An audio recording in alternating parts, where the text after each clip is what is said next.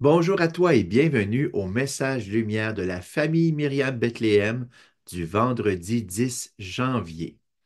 Nous sommes toujours dans les journées après l'Épiphanie et je veux en profiter pour te souhaiter moi aussi une belle, bonne et sainte année 2025, année jubilaire, année de grâce, année qui nous est donnée pour faire encore plus l'expérience de la providence, de la miséricorde, une expérience de la présence du Seigneur dans nos vies et dans notre monde.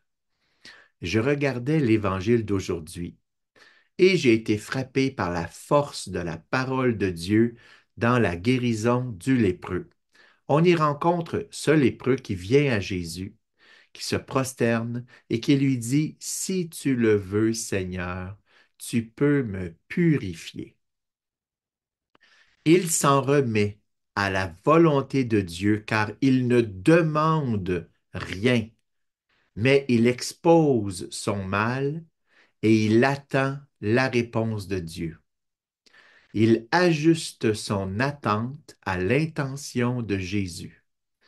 Ça prend beaucoup de confiance, surtout dans une situation extrême comme la lèpre. Il était couvert de lèpre. Et son choix de mots révèle le fond de son cœur.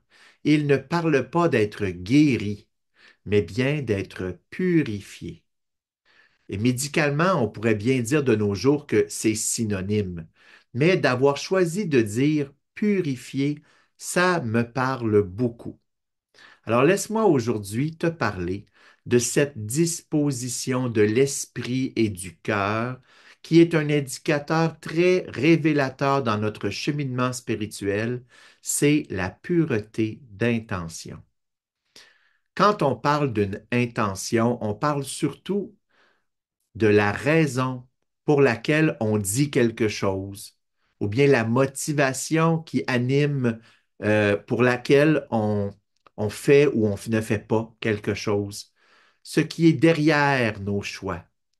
Une intention parfaitement pure procède seulement de l'amour, de la foi, de l'espérance, sans aucune autre motivation plus égoïste ou plus intéressée.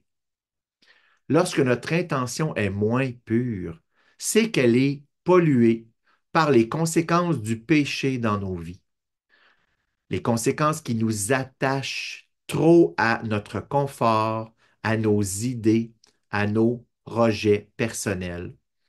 Quand on regarde notre motivation profonde pour parler et agir, on retrouve trop souvent ces petites et grandes impuretés d'intention qui nous tirent vers le bas. Alors, veux-tu? On ne veut pas être tiré vers le bas aujourd'hui, on veut être encouragé et stimulé.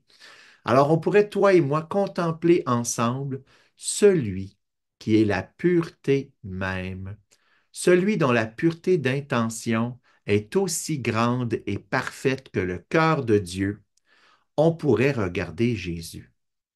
Jésus à différents moments de sa vie. Jésus, comment il fait, lui, preuve de pureté d'intention. Premièrement, regardons Jésus à l'Épiphanie, lorsqu'il reçoit entouré de ses parents la visite des mages et les cadeaux. C'est facile de voir la pureté du cœur, la pureté dans la personne de Jésus à ce moment-là, car c'est un enfant tout petit. Il repose dans les bras d'une autre, dans les bras de sa mère. Il n'a rien d'autre qu'une famille pauvre pour lui démontrer de l'amour, de la protection. Quel exemple de l'humilité de Dieu, de la vulnérabilité, les dépouillements d'un enfant. Il ne peut rien faire. Il doit se laisser faire dans l'abandon, dans la dépendance filiale. Quelle pureté! Ensuite, Jésus grandit dans sa famille et après son baptême, et le baptême qui était un rite de purification, ce n'est pas un hasard, je pense, Jésus s'en va au désert. Et devant les tentations qui se présentent à lui, Jésus combat, mais combat avec la parole de Dieu. Il avait déjà toute l'autorité pour pouvoir s'occuper de l'ennemi par lui-même. Mais il utilise plutôt les Écritures.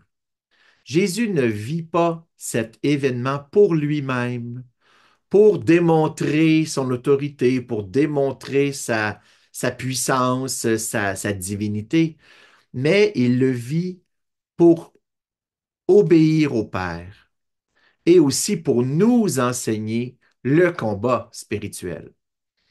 Et plus tard, Jésus enseignera le Notre Père à ses disciples, qui contient une phrase clé, qui est au cœur de la définition de la pureté d'intention. Notre Père, que ta volonté soit faite.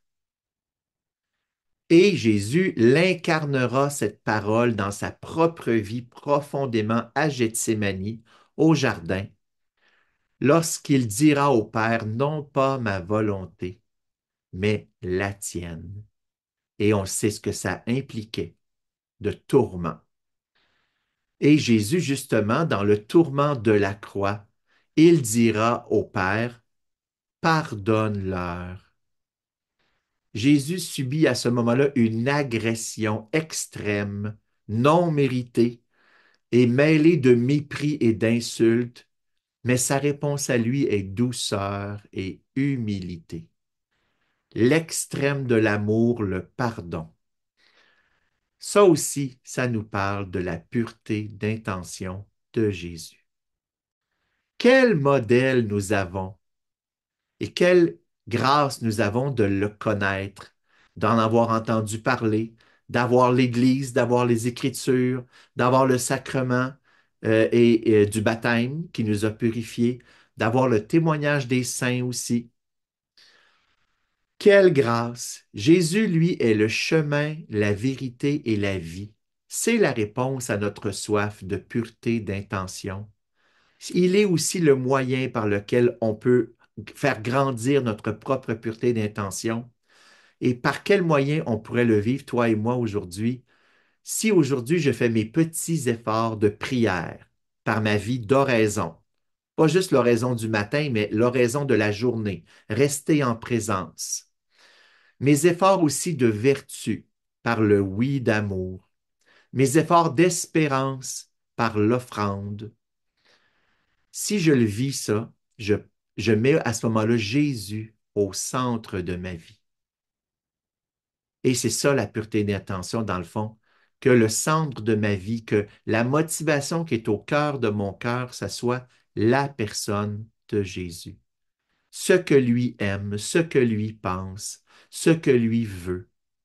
Parce que lui, dans le fond, tout ce qu'il pense, tout ce qu'il aime, tout ce qu'il veut, c'est ce que le Père veut. C'est ce que le Père aime. Alors, il est un exemple pour nous. Alors, si je mets Jésus au centre de ma vie aujourd'hui, ça va faire de ma vie une alliance eucharistique. C'est comme si je devenais une petite hostie avec Jésus. Et qu'est-ce qu'il y a de plus pur visuellement qu'une petite hostie? C'est tout petit, c'est tout blanc, hein, c'est très pur.